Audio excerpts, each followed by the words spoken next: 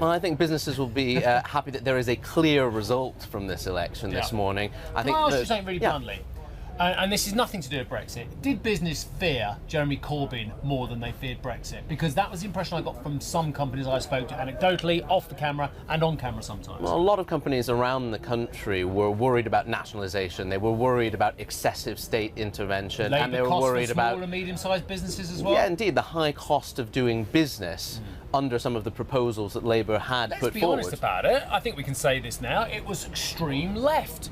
It was one of the most extreme left policies we've seen since Michael Foot in the early 80s. It certainly wasn't a policy manifesto that many of our businesses took to.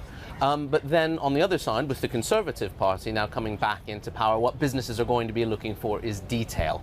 Their manifesto had a lot of pictures, few words, and there's some very, very big commitments in there, whether they're around Brexit or they're around the UK economy as a whole. We now need to see the detail filled in. We need to know concretely what's going to be done to help stoke up the economy and fire up businesses. Well, we may see something of a relief rally around the pound and around the UK stock market here, but we only recently spoke with your chief economist who was saying there is no coiled spring of investment waiting to go into UK businesses on confirmation and clarity around the political direction of travel for Brexit. Do you want to update us on that? Is that still the case, or might we see, since you've talked about now some certainty for business, might we see some of that money actually put to work early next year? Well, I think it's going to take a little bit more time than some have predicted for money to start flowing back into the UK economy, for businesses to start taking some of the cash that's sitting on their balance sheets and putting it to good use, because they're still waiting to see what direction the country is going to go in.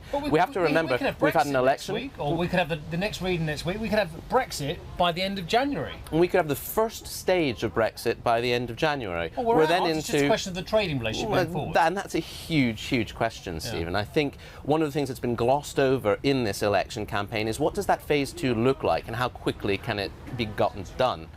Because for a lot of businesses, there's a huge amount of detail in this here. Their future operations are bound up with knowing what the conditions will be for trade with the European Union, and indeed how that conditions trade with other countries around the world. It's a tall order to get that done between now and December. We want to make sure that it's right for British business for the future, not just that it gets done. Boris Johnson has said that this will be a one nation Tory government that focuses on perhaps reversing austerity in inverted commas. There have been spending commitments made in the hustings.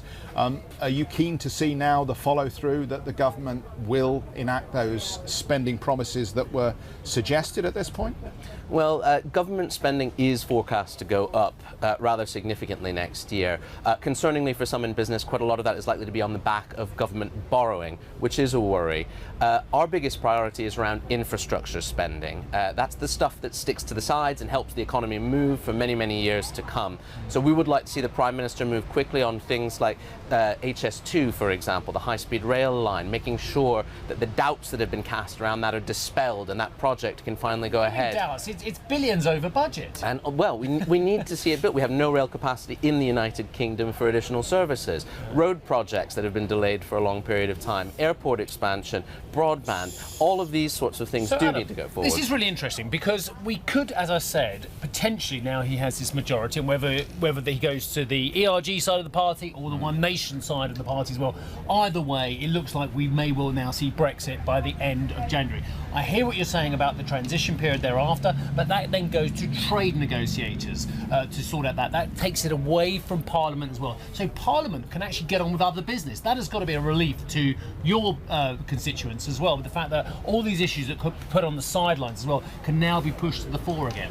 Well, we've long been saying we would like to see Brexit move from the emotional to the technocratic phase. Which is we have had a huge emotional phase around this for 3.5 years, effectively. We would like to see it move to the technocratic phase, but there's still going to be a number of very big decisions for Parliament to take on this, and there are going to be a number of big calls that government will have to take on this. How close will we be to the European Union in terms of that trading relationship in future? Because of course that will condition negotiations with other countries around the world, and there's still some very big decisions to be taken there, and businesses are waiting to see what happens next.